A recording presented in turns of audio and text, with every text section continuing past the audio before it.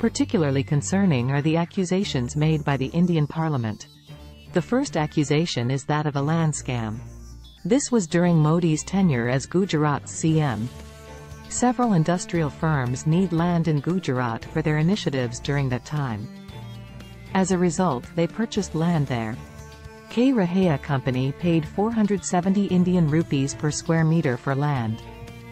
Maruti Suzuki purchased land for 670 Indian rupees per square meter. Ford India, Tata Motors, and TCS all paid 1,100 Indian rupees per square meter. Torrent Power was required to pay 6,000 Indian rupees per square meter. Yet when Adani bought property to construct a port, they were awarded the land for just INR 32 per square meter. This was the threshold. In certain areas, the price was as low as INR 1 per square meter. This isn't some sort of fabrication. This is the public domain, Business Standard story from April 26, 2014. There is a land scam claim. Then in April 2015, the CAG presented its report to the Gujarat Assembly. They alleged that the Gujarat government had failed to properly classify the forest land. This benefited Gautam Adani-promoted Mundra Port with 586.4 million Indian rupees. This happened between 2008 and 2009. Then in 2022, the PAC repeated the same. They said the land should be classified as Ecological Class 2, however, it was classified as Ecological Class 4. As a result, the government has lost 586.7 million Indian rupees. The second allegation is misuse of forest land. Modi was sworn in as PM in 2014. This was published in the Times of India, 2014, October 24. The centre has given clearance to 370 acres of forest for Adani's coal-fired power plant. It was in the state of Maharashtra. Later, 142 acres of land were further sanctioned in 2018. This time both local and national governments. Both were under BJP at that time. The justification given by the Forestry Office was that the forest land they asked for was the bare minimum and the allocation of this land would eventually lead to more jobs. When we asked for job details, they said 100 locals will get jobs, and indirectly 250 inhabitants, a total of 350 jobs. Massive, right? Such a shame. In March 2018, Adani Group received in principle approval for the use of approximately 1,550 hectares of forest land for Mundra SEZ. The justification of this allocation by Forestry Advisory Committee was that most of the land would be used for non-forest purposes. The third allegation is related to airport fraud. In November 2018, the Cabinet approved the privatization of 6 airports. The privatization of profitable airports raises questions about why they are being privatized when the government could benefit from their profits for the common good. The PPP Appraisal Committee was commissioned to decide the criteria for allocating airports after privatization. The panel made 2 decisions.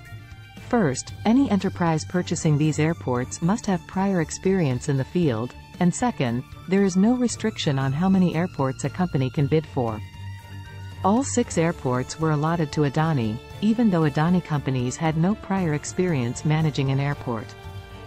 The Ministry of Finance and Niti Aayog raised a red flag that handing over the airports to a bidder with no prior experience in handling airports could lead to financial risks and jeopardize service quality.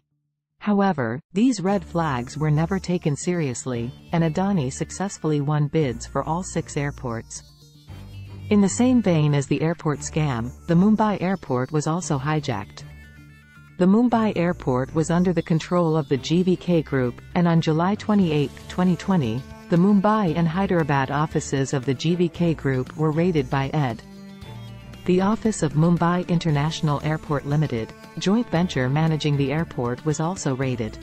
After exactly 1 month, on September 1, 2020, 75% stake of Mumbai International Airport was acquired by Adani Group, of which 50.5% belonged to GVK Group. The question here is whether this is mere coincidence, or collusion. In DEC 2021, General V.K. Singh, Civil Aviation, Minister of State, informed Rajya Sabha that 7 out of 8 PPP airports belong to Adani.